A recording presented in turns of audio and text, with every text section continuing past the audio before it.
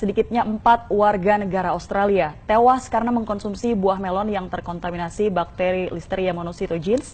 Kondisi ini pun menimbulkan kekhawatiran bila buah melon yang berada di tanah air ada yang diimpor dari Australia. Pemerintah Australia secara resmi mengeluarkan peringatan kepada warga Australia untuk tidak mengkonsumsi buah melon. Sementara pasca penemuan bakteri Listeria monocytogenes pada buah melon yang dihasilkan lahan pertanian New South Wales. Bakteri Listeria berbahaya bagi manusia dalam kondisi fisik lemah, seperti ibu hamil dan juga anak-anak. Seperti pasien yang menderita demam karena bakteri Listeria meninggal dunia.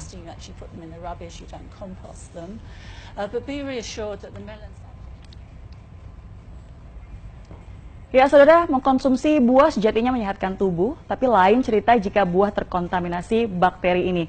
Kejadian yaitu ada 4 warga Australia yang meninggal dunia setelah mengkonsumsi buah melon jenis rock Australia yang harus menjadi kewaspadaan kita. Mungkin Anda ingin mengetahui apa buah melon jenis rock Australia ini, yang juga biasa disebut dengan melon cantaloupe.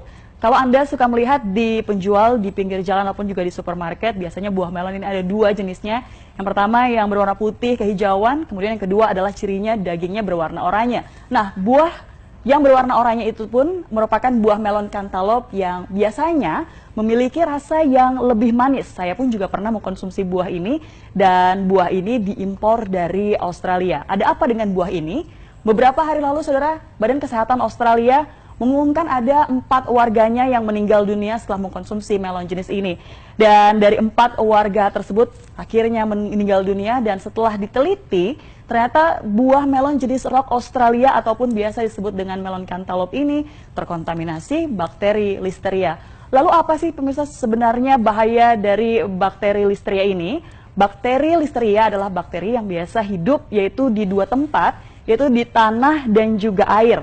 Siapakah yang paling berisiko? Sebenarnya semua pun juga berisiko, tapi yang paling berisiko terpapar dari bakteri ini adalah mereka ibu hamil dan juga janinnya karena ternyata bisa menggugurkan kandungan dengan tingkat potensi kematian ini mencapai 20 hingga 25%. Kemudian yang kedua adalah manula dan juga orang dengan kondisi imunitas rendah.